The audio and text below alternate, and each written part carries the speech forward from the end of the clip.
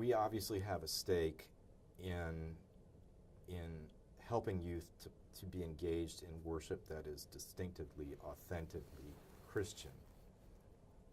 It needs to function, as Smith says, as a counter liturgy to all these other cultural liturgies.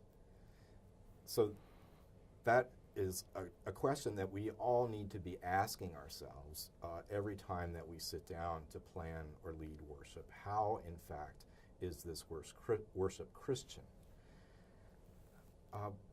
I don't think that there are any hard and fast rules, but there are perhaps some rules of thumb. And one would be that worship be Trinitarian, that it be praise and enjoyment of Father, Son, Holy Spirit, Creator, Redeemer, Sustainer.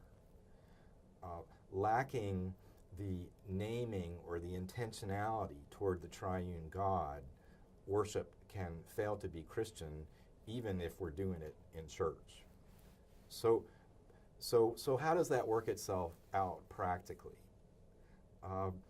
One of the ways I like to talk about it is through the sacraments.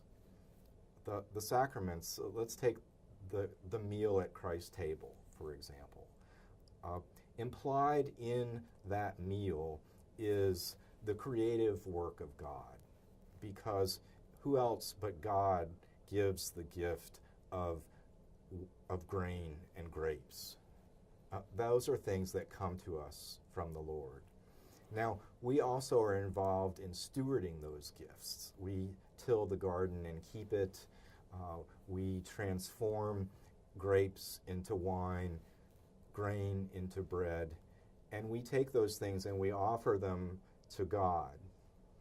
God, of course, turns them right back around, transformed, offers them back to us as the body and blood of Christ, the blood poured out, the body broken.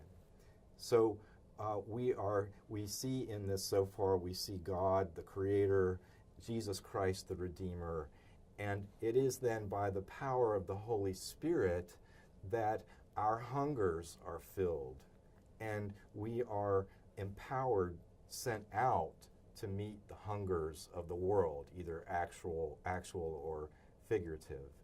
So the sacrament itself, or the ordinance, depending on where you're located, is a triune gesture. And it's not just that it mentions Father, Son, and Holy Spirit, but that we are enacted into this drama of salvation, that we are made part of God's creative work, of God's redeeming work, and the Spirit's work of ongoing transformation toward the kingdom. So sacraments recruit our loves. They help us to know who it is that we're loving and why. They further help us to sense again our lives as gift, that we are utterly sustained by the triune God, and that even deeper part of the gift is that we are invited into God's saving work.